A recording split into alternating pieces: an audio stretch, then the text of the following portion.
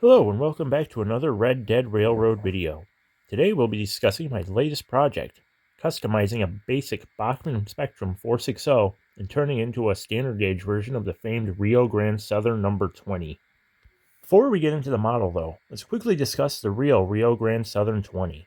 RGS 20 was a T19 class narrow gauge 460 built by Schenectady Locomotive Works in April of 1899 for the Florence and Cripple Creek Railroad. In 1915, the Florence and Cripple Creek went bankrupt, and the No. 20, which had been nicknamed Portland, was sold to the Rio Grande Southern Railroad. The engine would later star in the 1950 film A Ticket to Tomahawk, and a prop was built for it as well that was reused on stage for the hit 1960s TV show Petticoat Junction. It was recently restored to operational condition for use at the Colorado State Railroad Museum, and this January and February it recently ran at the Durango and Silverton Narrow Gauge Railroad. Oh my God! Now recently I actually visited for the first time the Durango and Silverton Narrow Gauge Railroad. While I was there, I saw Rio Grande Southern No. 20. Sadly though, the weekend I was there in Durango, I did not get to see it operate, as I was there before they did the Heist excursion trains. But after seeing it and the prop that's also in Durango, I really wanted to model it somehow. Now let's discuss the model that I've been working on. Currently I only model HO scale. I downsize a lot of my collection so I don't do N scale or anything like that anymore, and my O scale stuff is very limited due to space. So I decided if I was going to model this, it was going to end up probably being a standard gauge version of the locomotive in HO scale, just so I could actually run it on my track. I also wanted the locomotive to be able to pull all of my Durango and Silverton and my Rio Grande cars that I've been collecting in HO scale as well. This project started out with a Bachmann Spectrum 460 that I had owned.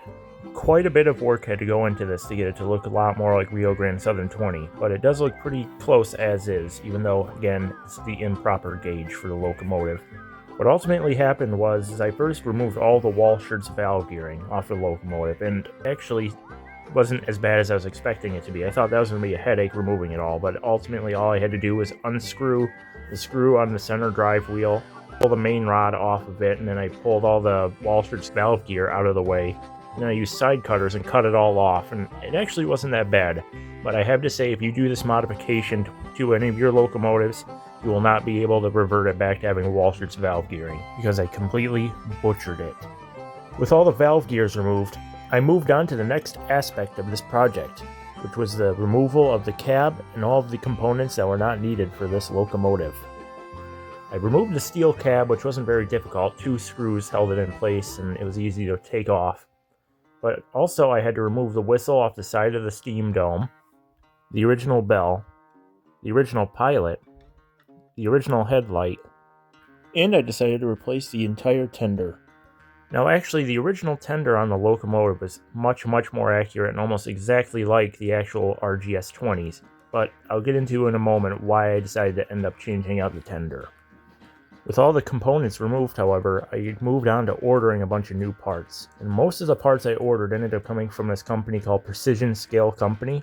You can order directly from them online, or you can order from them off of eBay. Either way, they're a really good company. They have hundreds of parts for locomotives and, HO scale and ON3, ON30 stuff. Lots of stuff that you can order from them to customize your locomotives. Tons of stacks, lamps, check valves, pilots, domes, you name it, they probably have it.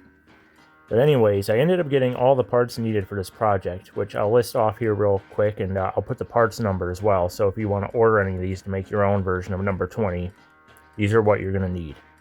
A spark arrestor for the locomotive smokestack, a new headlight with visor, a Rio Grande style bell,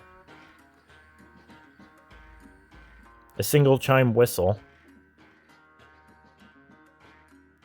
an air tank, the one that I got was for the C16 280 locomotive, a C16 headlight bracket, number plates numbered 16 through 20, which they sell as a pack,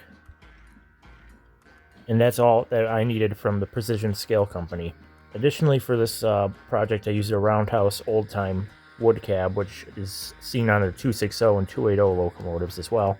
And I ended up making a custom pilot out of an old 440 pilot from a Spectrum locomotive that I used to own, as well as parts from another pilot that the 460 came with to make the ladder steps for the locomotive as well.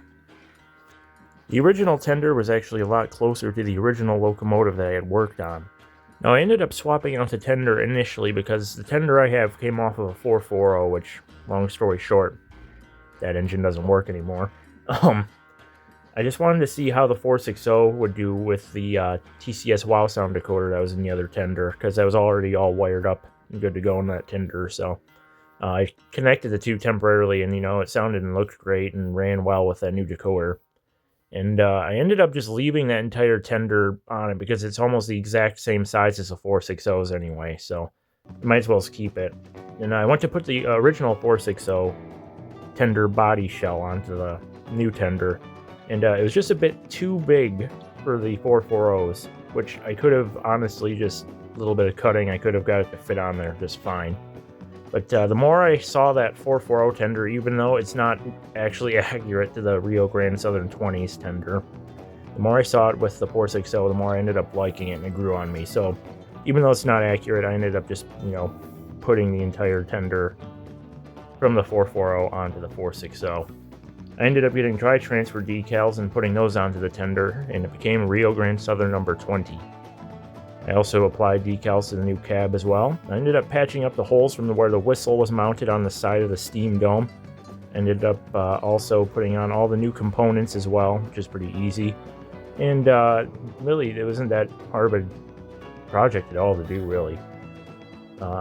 Very easy to put the decals on, get all the new components. The only annoying part of the entire build was probably when I accidentally broke the original brass headlight that came with it, because I had to bore a hole into it for the light bulb to go into, the LED light, which didn't end well, and I ended up breaking the headlight.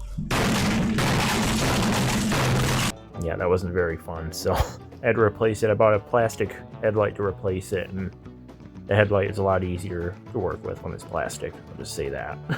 Besides that, though, I'd say the project's probably 99% done. There's a few things I might change with it. I have to put decals on the headlights. I want to find washers and for the drive wheels, because the original piece of valve gearing there is pretty large and looks a bit out of place on the engine, but the engine runs pretty fine as is. So it'll stay on there for now. Anyways, though, that's how I ended up building the Rio Grande Southern 20 out of a Bachmann Spectrum HO scale 460. Is it perfect? No. But I think it's a pretty good facsimile of the Rio Grande Southern 20. It certainly satisfies that itch for me to have that locomotive. It looks nice pulling the DNS cars that I have for it to pull, and any of the Rio Grande cars really that I have for it to pull. So yeah, if you ever want to modify your Bachmann 460 to look different, remove your washers, valve gearing, backdate it, whatever, it's really not that difficult. It shouldn't be too much of a project to scare you to start working on. Anyways, I hope you all enjoyed the video, and I appreciate you for watching. Here's some footage of the locomotive, and hope you have a good day.